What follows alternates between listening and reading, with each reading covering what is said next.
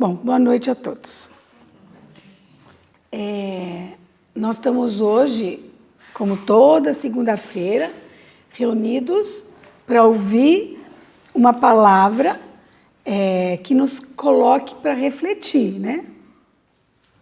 Então, semana passada, no sentido da última vez que eu estive aqui, já faz um mês, nós falamos sobre se era difícil entender o Evangelho segundo o Espiritismo, lembram? E a gente chegou à conclusão que não é nada fácil. E hoje eu vou aproveitar esse mesmo gancho e fazer uma pergunta similar. E a pergunta é: a moral ensinada no Evangelho, segundo o Espiritismo, é fácil de ser exercido? Né? Quer dizer, vamos ver o que cada um que respondeu por si só se vem a contento com a nossa reflexão. Para começar, eu vou ler na obra do Evangelho uma passagem já na introdução mesmo. Introdução. Porque, vamos ver se é fácil, se não é fácil, porque na introdução já temos uma dica. Então diz assim, no segundo parágrafo da introdução: todo mundo admira a moral evangélica.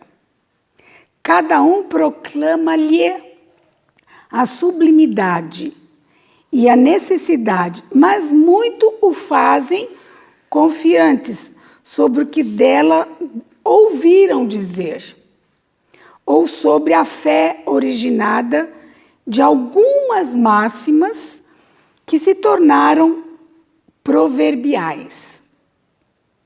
Mas poucos a conhecem a fundo, menos ainda a compreendem e sabem deduzir suas consequências.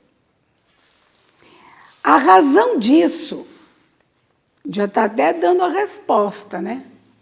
Quer dizer, mostra que é muito difícil. Mas a razão disto, em grande parte, está na dificuldade que apresenta a leitura do Evangelho, que é inteligível para a maioria. A forma alegórica, porque nos evangélicos, quando a gente vê aquelas histórias, né, são alegóricas. O misticismo intencional da linguagem fazem com que a maioria o leia por desencargo de consciência. E eu vou parar por aqui. As palavras mais importantes aqui: a dificuldade que apresenta a leitura do Evangelho inteligível por causa da alegoria do misticismo. Então, veja,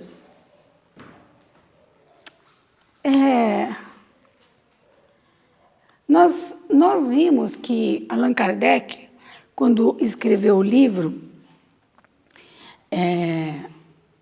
ele escreveu o Evangelho segundo o Espiritismo porque já estava havendo leituras como se fosse o catecismo. Então ele fala: epa, as pessoas estão confundindo as coisas. Deixa eu escrever e tentar esclarecer melhor. Então, ele, até hoje, infelizmente, a gente vê que a maioria das nossas leituras são deduzidas pelo que a gente entende, pelo que a gente conhece a partir da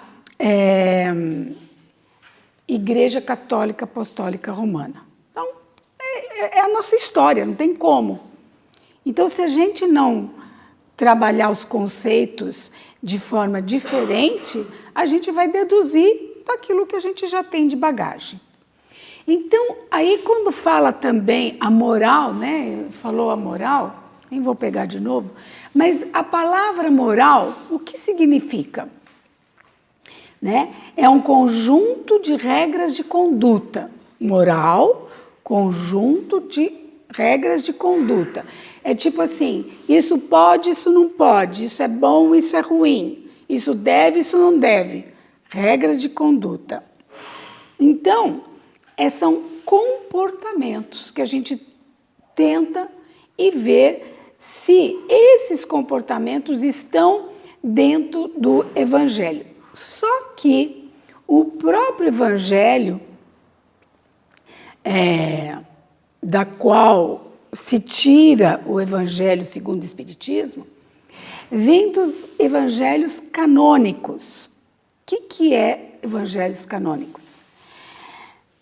São dos 4 evangelistas: Marcos, Mateus, Lucas e João. Lembrando que os 4 evangelhos, antes do Evangelho do Espiritismo, foram muito modificados. Eles já foram modificados. E tem 2 coisas importantes que a gente não pode esquecer. Foi modificado porque era feito a partir de cópia, tinha os copistas. Então, aumenta uma letra, diminui uma vírgula, tira um ponto final, muda todo o quê? A ideia principal. Isso a gente chama assim, bom, são os copistas, então é uma mudança involuntária. Infelizmente, a gente erra, a gente não está concentrado e faz algumas mudanças. Mas também tem umas mudanças que a gente chama de impostas. Quer pegar aqui? Quando a mudança é imposta, no caso aqui, ela aconteceu por causa que os mandatários da Igreja Católica Apostólica, né, antes de constituir o Evangelho, eles que mandaram, olha, faz isso, escreve isso, tira aquilo outro, não deixa isso aparecer, porque eles tinham interesse de que se pensasse realmente de forma alegórica e mística. Então, isso a gente não pode perder de vista.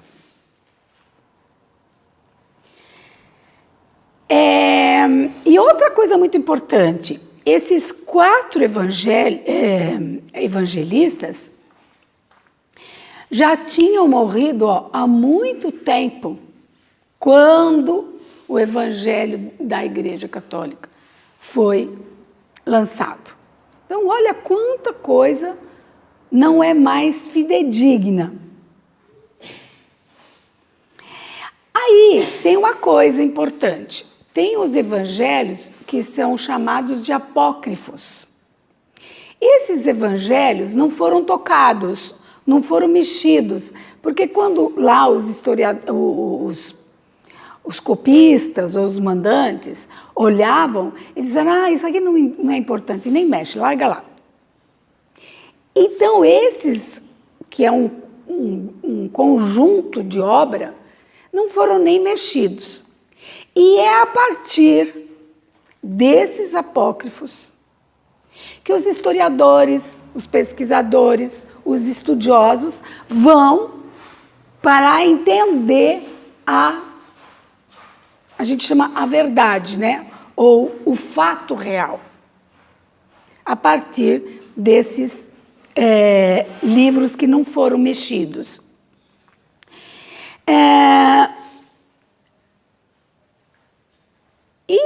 Bom, conclusão, essa obra nem foi colocada dentro do cristianismo.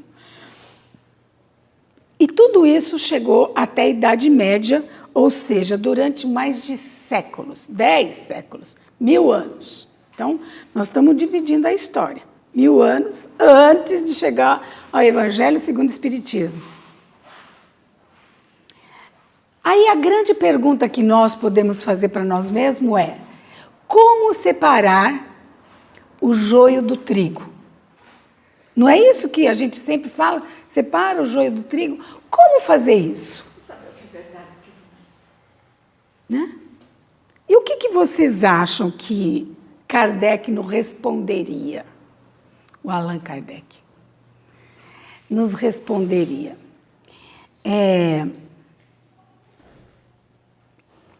Estudar e entender. São duas coisas importantes. Estudar e entender. Porque estudar é uma coisa assim, você vai olhar, você vai comparar, você vai concluir, mas compreender bom, isso para mim é um princípio. Daqui eu parto para outra coisa. É um princípio. É que nem dizer assim, o que é Deus? Né? Todo mundo falou 500 mil coisas o que é Deus. Mas para nós, o nosso princípio é inteligência suprema, causa primeira de todas as coisas. Ponto. Não se discute mais. Então, eu parto disso. Por quê? Porque eu estudei, entendi e agora isso para mim é viável. Agora, quando Kardec, Jesus no caso, quando Jesus pregou para o povo judeu e disse, todo mundo admira a moral evangélica, quem é esse todo mundo? E o que é moral evangélica? Então, estudar e entender começa daí. Então, ele está se referindo, primeiro, como ele fazia parte do grupo dos judeus e estava ali, e ele fala, todo mundo, ele está dizendo, além de vocês, não é só vocês. Eu não sou o Messias de vocês. Então, quando ele coloca isso numa evidência, num fato consumado, ele está mostrando que existem leis universais, que é para todo mundo. Não é só para um povo de meia dúzia. É para uma humanidade. E aí a gente vê que essa moral é universal. Então, o que serve para mim tem que necessariamente servir para o outro, e outros, e para o ser humano. Se não servir, eu não estou falando da moral que está no livro dos Espíritos e no Evangelho, porque Kardec, quando escreveu, se baseou nisso. Então, ao se referir da moral universal, ele está falando de seguir todos os seres humanos e todos têm que chegar a uma mesma interpretação. Então, veja bem, a primeira coisa que a gente começa a querer entender são as leis universais, porque se é de todo mundo, como é que abrange todo mundo em todos os lugares e em todos os tempos? Aí temos uma outra frase de Jesus que diz assim, não vim transgredir a lei. Ele já está se referindo à lei, né? Aqui ele foi mais enfático, né? Ele está falando da lei. Não vim transgredir a lei, mas cumpri-la. Isso aqui está no livro 3 do Livro dos Espíritos. Quais são as leis? Né? Tem lá 10 leis. Lei da sociedade, são 10. Mas hoje, com a abertura dos estudos científicos, a gente já sabe que tem mais de 30 leis universais. Tá? Então, olha quanta coisa a gente precisa estudar e entender. Mas, para alguém ter dito isso, num momento e que estava inclusive falando para um povo e mostrando que existe uma lei e que a lei é universal, e que esse comportamento tem que atingir todo mundo, tem uma passagem de Mateus, que essa foi considerada no Espiritismo. E diz assim: quando orardes, ou seja, quando você vai sentar, ajoelhar, sei lá o quê, para orar, não vos assemelhais aos hipócritas, que se comprazem em orar em pé nas sinagogas e nas esquinas das ruas para serem vistos por todos. Né? Que você vai lá, fica lá em pé, no púlpito. Mas quando quiseres orar, entrai em vosso quarto e estando a porta fechada, orai para o vosso Pai em segredo. E vosso Pai, que vê o que se passa em segredo, vos recompensará. E vai continuar, mas eu quero parar aqui para pegar duas palavras interessantes. Hipócritas, então não seja igual e semelhante aos hipócritas, e vosso Pai que vê. São duas palavras-chave nessa frase. O que vocês acham? O que é hipócrita mesmo? Ele mesmo fala, né? São aqueles que querem aparecer. Então, na língua portuguesa, se você vai no dicionário, está lá. É aquele que procura demonstrar aos outros que tem uma virtude, um sentimento louvável, mas que de fato ele não tem. Isso impressiona os outros? Se você vê uma pessoa, por exemplo, que vai na missa todo domingo, ou, só para não falar só dos outros, vamos falar de nós, que vem para o centro espírita todo dia. Isso quer dizer que é um comportamento louvável? Depende muito. Não, mas depende do que nós estamos falando. Depende do que ele vem fazer aqui todo dia. Exatamente. Então, depende do que ele vem fazer. E a gente sabe o que ele vem fazer?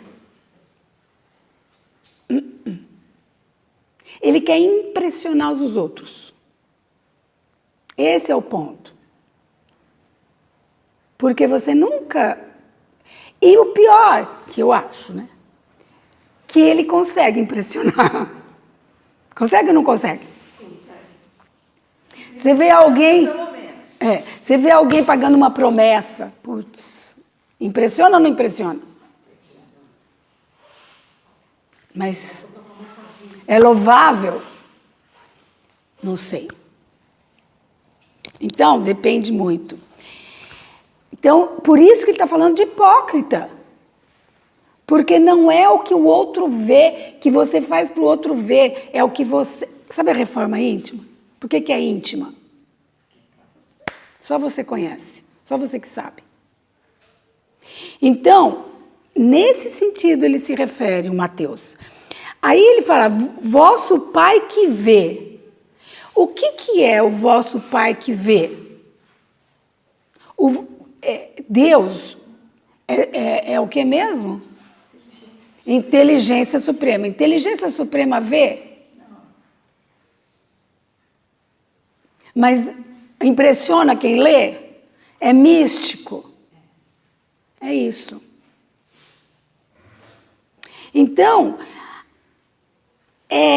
Mas se classificar aquele que, nosso Pai que vê, se você classificar que a inteligência suprema, que Deus está dentro de todos nós, é nós que estamos vendo o que nós estamos fazendo. Seria assim? não, nós sabemos. Então. Sim, mas ele que está vendo, ele não vai falar para você, não faz isso ou faz aquilo, assim, na hora, né?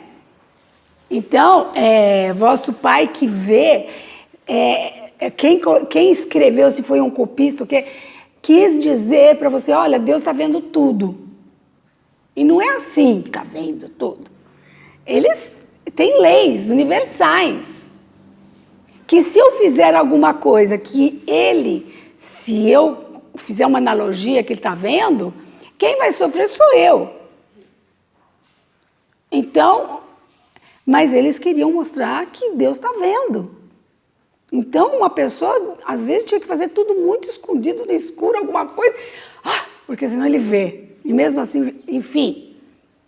Então, a gente precisa tomar cuidado com as palavras por conta disso, né?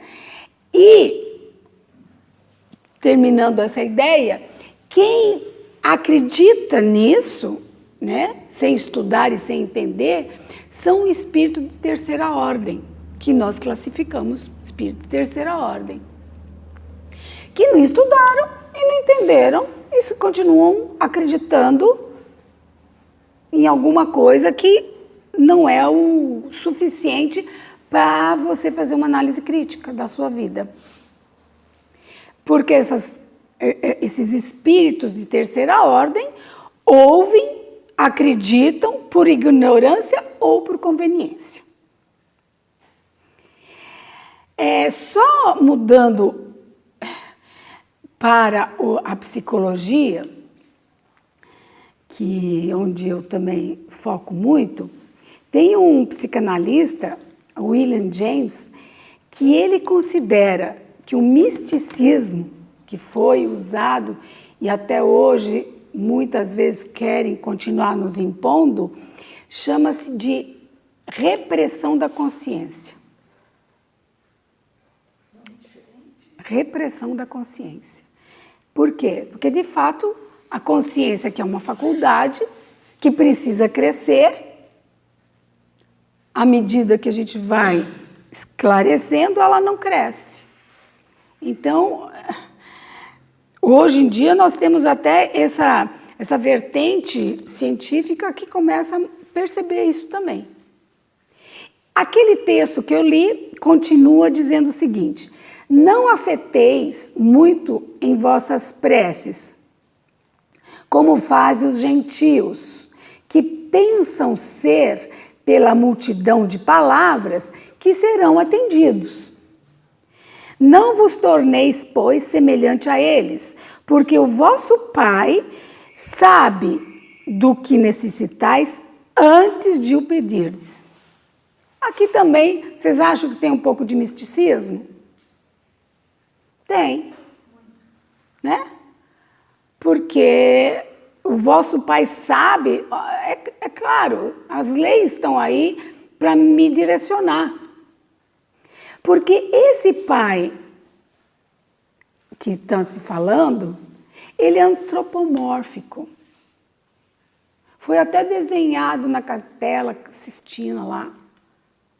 Era um homem, de barba branca, mais velhinho, né? Então, é isso, ele não é uma inteligência, uma energia, se começou a falar uma luz, tudo isso já vai, né, trazendo e saindo do misticismo e acreditando que esse Deus antropomórfico. Mas, enfim, tudo isso vai mudando o nosso comportamento. Então, fazendo análise crítica, esses comportamentos vão mudando, eu vou entendendo as leis morais de outra forma, e com isso eu vou me distanciando de simbolismos que me fazem ficar, de repente, envaidecida com aquela situação. Por exemplo, nessa passagem fala da figueira, né? Existem várias parábolas atribuídas a Jesus que falam da figueira, mas os judeus usam essa palavra figueira como símbolo de que ele era nosso. Por quê? Porque a figueira se tornou um símbolo um símbolo do Estado de Israel. Então, se você vê uma figueira, já na hora você já sabe que que é do Estado de Israel. E com isso, vai fazendo com que você vai ficando cada vez mais isolado da humanidade. Por quê? Porque, na verdade, vocês acham que nós somos nacionalistas ou estamos nacionalistas? Pode responder. Acho que nós somos. Por quê? Nós somos. Por quê? Você pode nascer hoje aqui, amanhã não. Mas hoje eu sou. Hoje você é, mas você, quanto espírito, não é. Você está nesse momento, nessa experiência. Então, você não pode, ou não deve, achar que, sabe, está com todo o poder do mundo. Né? Porque eu sou isso, porque eu sou aquilo, nacional. Então, você nasceu aqui ou nasceu ali, mas você é um ser humano que faz parte do planeta Terra. E é isso que a gente estava falando da figueira. No Livro dos Espíritos, não sei se vocês repararam, bem no começo, tem um cacho de uva, um desenho de cajuva. Uma parreira. Né? Uma parreira. Então, aquilo lá não é um símbolo do espiritismo. É uma analogia, é diferente de um símbolo, certo? Então, quando eu vejo lá no Livro dos Espíritos aquele desenho, eu vejo a rama da videira e faço uma analogia que é o corpo. É um corpo. Eu vejo o fruto e faço, né, no caso a uva, eu faço analogia que é a alma. Eu vejo o sabor da fruta, o líquido da fruta, e aí eu posso fazer uma analogia que é o espírito. Mas é diferente você fazer uma analogia do que você fazer um símbolo. Aliás, qual é o símbolo do espiritismo?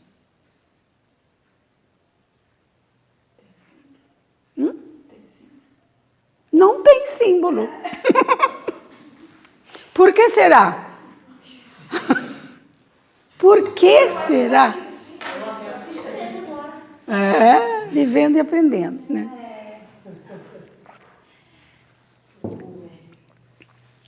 Então, separar o joio do trigo é isso. É estudar, porque a gente está usando a parte racional.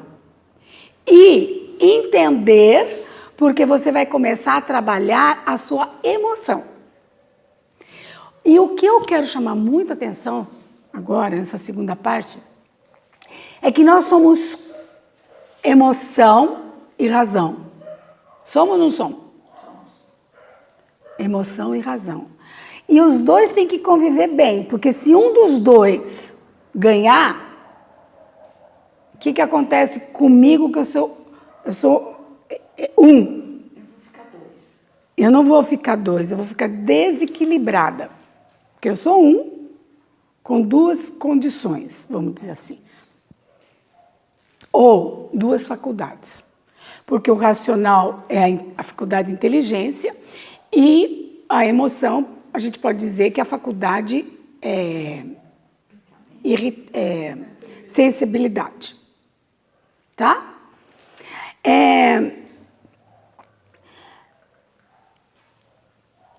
Veja bem, quem é que provoca uma emoção em mim, ou em nós, num ser humano? Essa individualidade. Quem é que provoca emoção em nós? O que provoca? Não, quem? O quê? O quê? Ou o quê? Sim. O que e quem? Eu fico... Qualquer emoção. O amor, por exemplo. O amor, por exemplo. A raiva, por exemplo. O ciúmes, tristeza. Qualquer emoção, positiva e negativa. Quem é que provoca? Eu fico triste assim do nada? Não, alguma atitude, alguma ação, alguma coisa que eu presenciei. Mas é sempre o outro. É sempre o outro. é a outra coisa. É de fora, mas a emoção é minha. Então, eu tenho que saber controlar essa emoção. Porque o outro, a outra coisa, pode ser um bicho que passa, eu fico com medo, qualquer coisa. Aquilo, entre aspas, não me pertence. O que me pertence é a condição do que eu senti. Olha a dificuldade, gente. Aliás, a pergunta que eu poderia fazer é: por que existe uma lei que chama lei da sociedade? Uma das leis que está lá no Livro dos Espíritos. Somos humanos e vivemos em sociedade. Mas por quê? Aprendermos e convivermos. Para poder controlar esses comportamentos emocionais. Porque é com o outro que eu aprendo isso. Lei da sociedade. Vai lá no Livro dos Espíritos, você vai ver. Então, quando a gente diz que o Espiritismo é completo, porque ele é ciência, filosofia e religião, é bem isso. Porque com a filosofia, com a ciência, eu vou trabalhar essa parte racional, a teoria, né? O estudo e tal. A filosofia é uma vivência. Eu ponho a minha teoria em atividade, é uma vivência. E a moral? Por que onde está contida essa moral? A moral deve ser meus limites, né? Oi? A moral deve ser meus limites. Mas a resposta está na pergunta anterior que eu fiz. A moral está porque a gente vive em sociedade. Então, eu só vou aplicar a moral quando eu estiver em sociedade aplicando-a. Então, é quando eu coloco a minha vivência com empatia. Porque se eu fizer só por fazer, eu não estou trabalhando a moral evangélica. A moral evangélica é quando eu coloco em vivência e empatia com o outro. Porque eu vivo em sociedade, eu tenho que fazer isso. Eu não tenho escapatória. É o colega de trabalho, é a família, é um autor que eu leio, tem empatia ou não, né? Tudo é com o outro. Ou eu tenho empatia ou não. E interessante,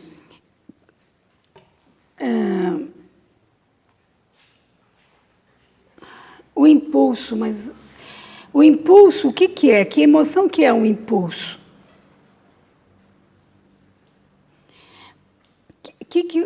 Por que a gente tem um impulso? É porque a gente não pensou. Fiz sem pensar. Foi no impulso. Então, esse sentimento que é meio explosivo é o comportamento necessário porque nós vivemos em sociedade e porque eu tenho que ter empatia. Eu não posso jogar. Não resolveu nada. Então, para seguir Jesus, porque tudo isso que a gente está falando, para que é? Seguir Jesus, o Espírito Angélico, que veio ensinar a moral. Então, seguir Jesus, que é a nossa meta evolutiva, porque nós estamos evoluindo, nós temos uma meta, então, por isso que a gente quer seguir os passos de Jesus, mas não os passos que eu não entendo, né? Então, para ser um espírito evangélico, é necessário invariavelmente saber separar o joio do trigo. Tem que saber fazer isso. Ou seja, fazer essa análise crítica e estudar, né? Mas nós temos instrumentos para isso. Então, é difícil porque a gente, né, nasceu simples e ignorante, está tateando. Tudo é difícil. A gente concorda que é difícil. Mas que nós temos e que não é impossível, não é. Senão a gente não estaria aqui fazendo essa experiência de tentar crescer espiritualmente falando. Então nós temos faculdades. E as duas importantes hoje são essa, a sensibilidade e a inteligência. Se a gente pegar uma faculdade, sei lá, e focar nela bastante tempo, e depois outra, é um treino. A gente precisa aprender a fazer um treino com o conhecimento que a gente tem. Mas mesmo você trabalhando uma faculdade, você está trabalhando quase todas. Se você focar em uma, mas as outras têm que estar trabalhando, porque senão você não consegue aquela faculdade. Sim. Evoluir. Todas elas vão, que nem um relógio, assim, né? O ponteiro grande, o pequeno, vai funcionar ao mesmo tempo. Mas o foco qual é? É o ponteiro pequeno, que dá as horas. O outro dá, né? Minuto, segundo. Então, o foco, se você pegar, eu quero entender profundamente essa faculdade de sensibilidade.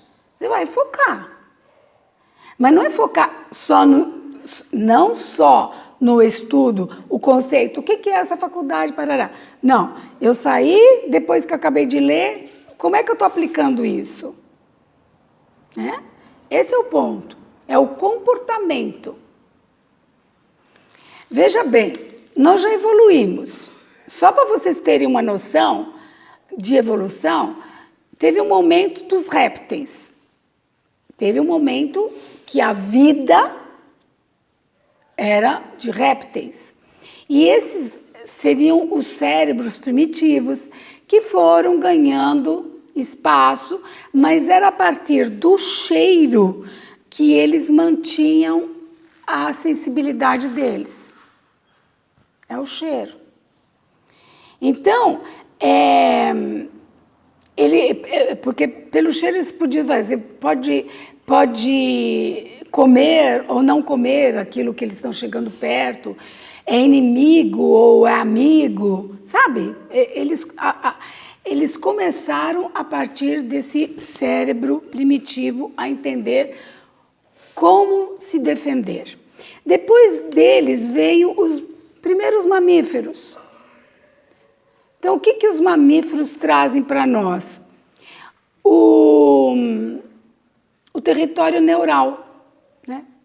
Ou seja, o sistema límbico, que é onde tem mais emoção, vai evoluindo.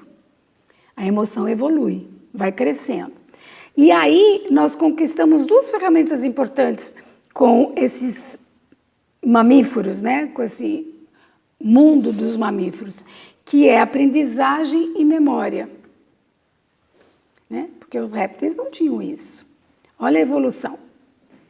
Depois dos mamíferos, nós temos milhões e milhões e milhões de anos, os animais que poderiam e conquistaram um desenvolvimento que hoje a gente chama de neurocórtex.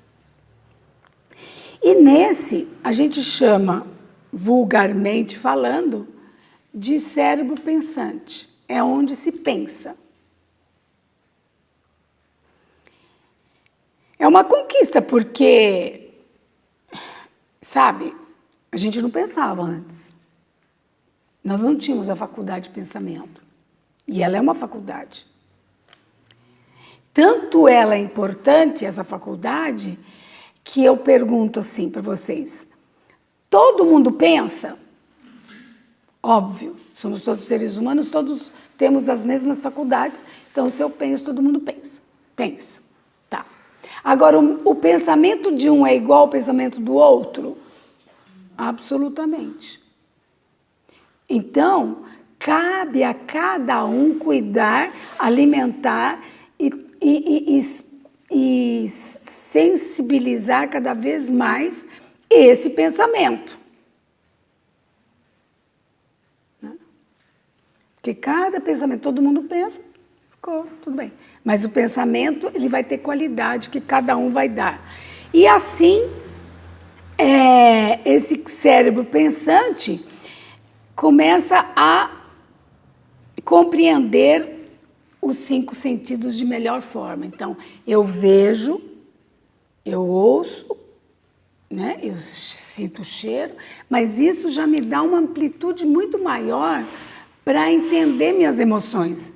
Então, eu distingo muitas coisas a partir esses sentidos que levam para o cérebro pensante.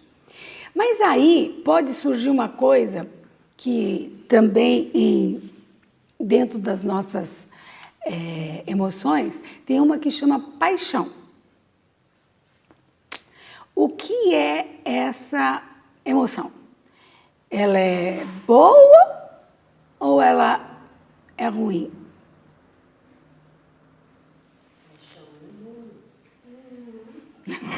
Ela é forte ou ela é fraca? O que você acha, Neide? É forte. Ela ganha todas. Não quer nem saber. Mas é a primeira que derruba. Exatamente. Justamente porque ela vem com tudo, ela é muito forte. Então, tudo que vem com muita intensidade, não dá tempo nem de você pensar. É um desumano. Não dá tempo de pensar. E aí, desequilibra. Então, as emoções, guardadas devidas proporções de peso e de força, fazem isso com a gente. Elas nos tiram do equilíbrio. E tem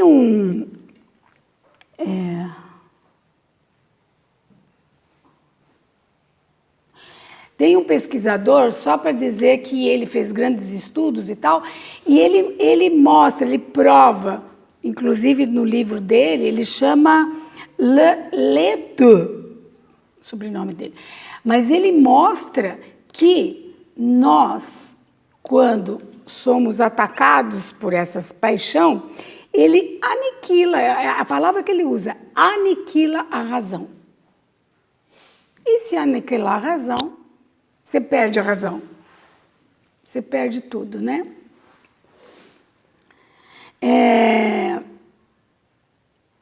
Até o filósofo Aristóteles escreveu num trabalho dele de virtude, ele colocou que está implícito o desafio à nossa capacidade de equilibrar razão e emoção.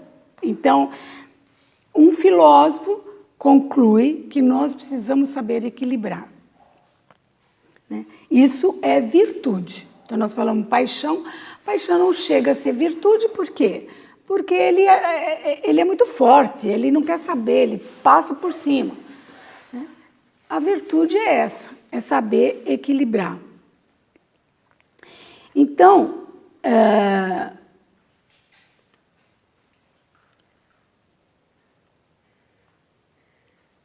vocês têm alguma pergunta?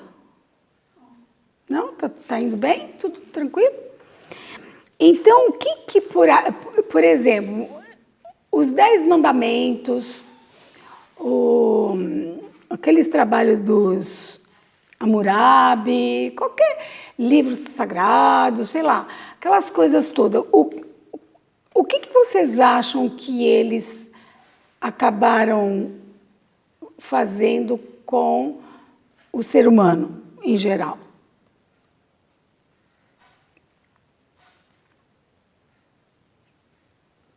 Falando das emoções.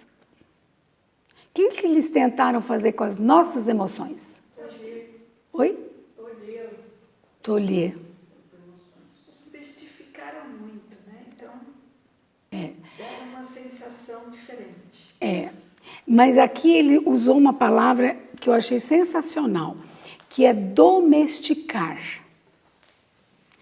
Esses que vieram antes da gente, né? Nós fomos aperfeiçoando, mas tentaram domesticar. Ai, você não pode fazer isso, você não pode fazer aquilo, você não pode fazer porque é pecado, porque você vai para o inferno, ou porque não sei o quê. Mas domesticar. Nunca é para entender. Então, essa é a nossa preocupação, que o Evangelho e que o Livro dos Espíritos não domestiquem a gente.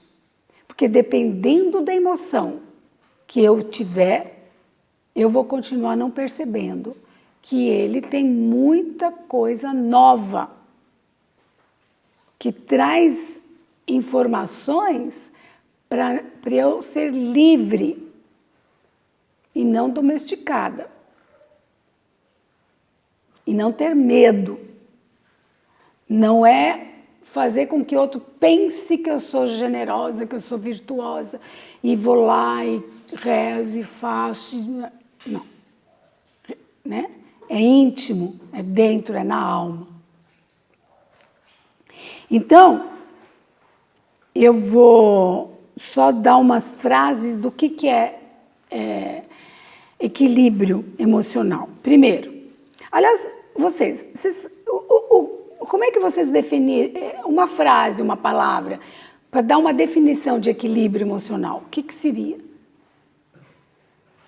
Eu vou dar o chute inicial.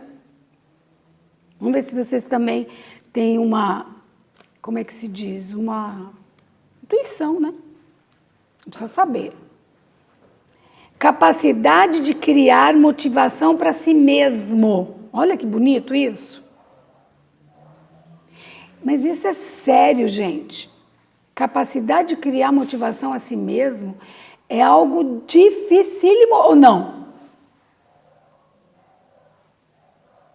Porque quando a gente é criança, o pai e a mãe fazem de tudo para eu não chorar, para eu ser feliz, é festinha, é presente, é brinquedo, né? E quando eu sou adulto, quem me motiva?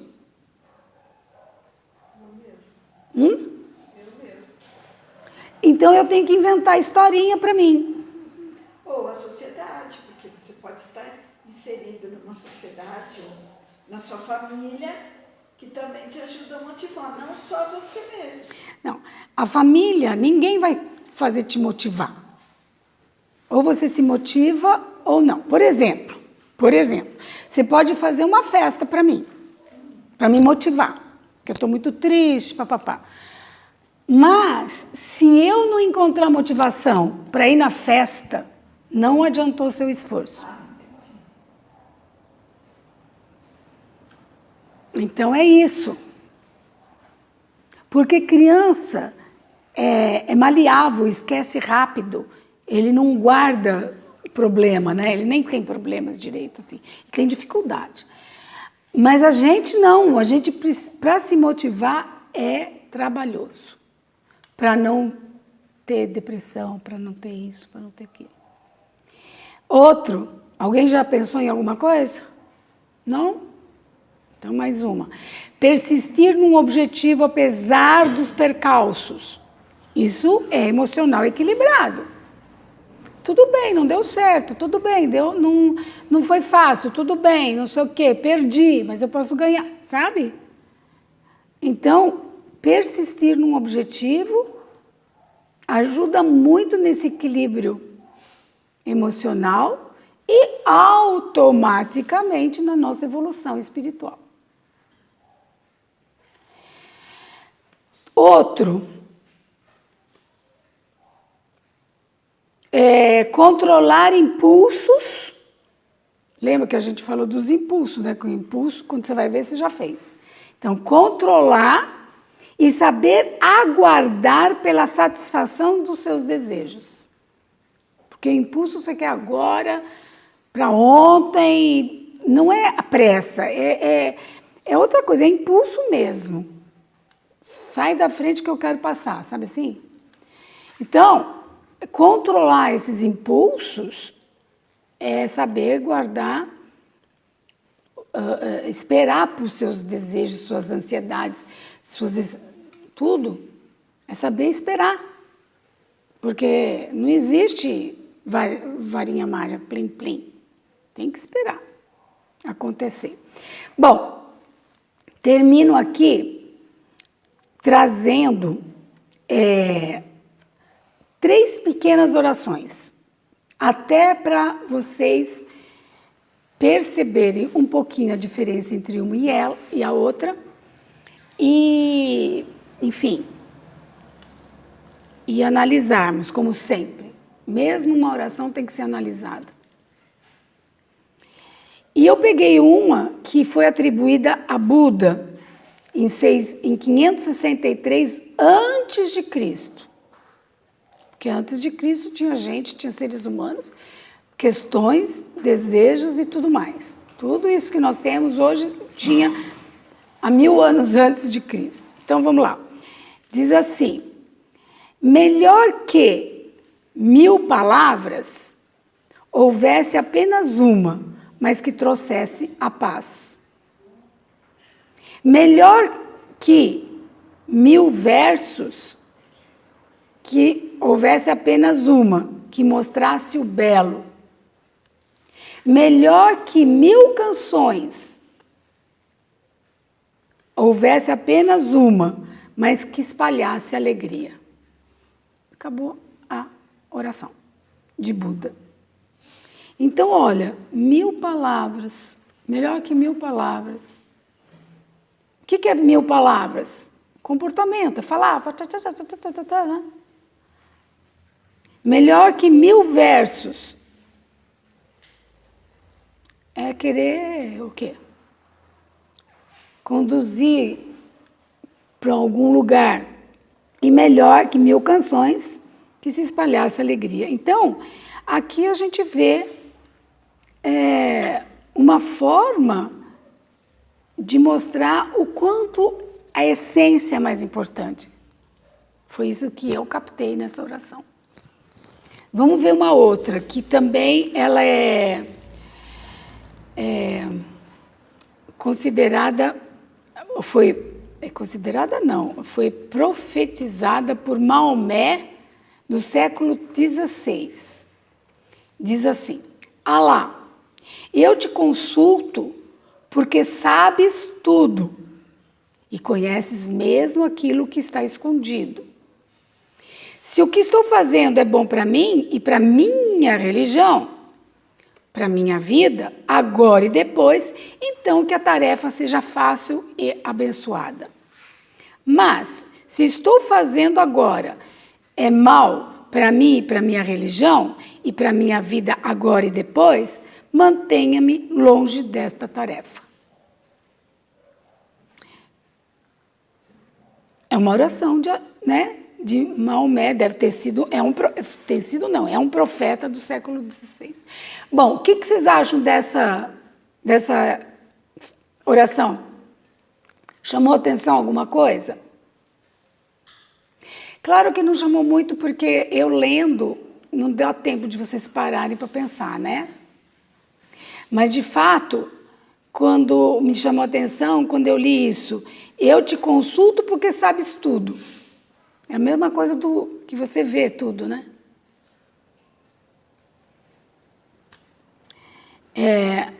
Então... A mesma coisa ele está tirando a responsabilidade. Foi ele que mandou. Isso. E outra coisa que me chamou a atenção aqui é que ele pede, né? Ele pede. Exatamente. Não mudou? Não. Porque pedir, né? Para mim, ele fala assim, para minha vida agora e depois. Então a tarefa seja fácil e abençoada. Então pedir, né? Vamos tomar cuidado com pedir. Porque se ele pediu no século passado, nós estamos até hoje, será que Deus não está escutando? O que está acontecendo?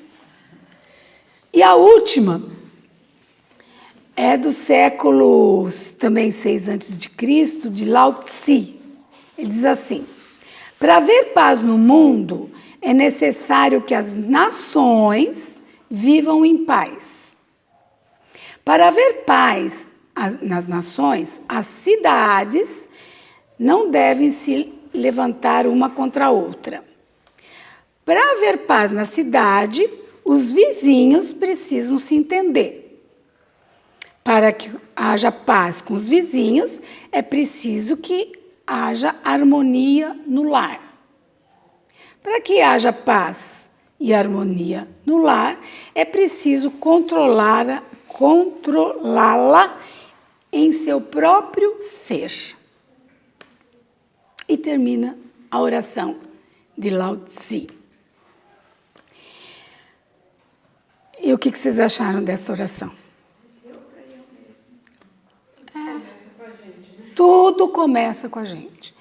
E achei interessante nas 3, que são curtas, pequenas, essenciais e profundas, mesmo sendo místicas ou qualquer coisa assim. Certo?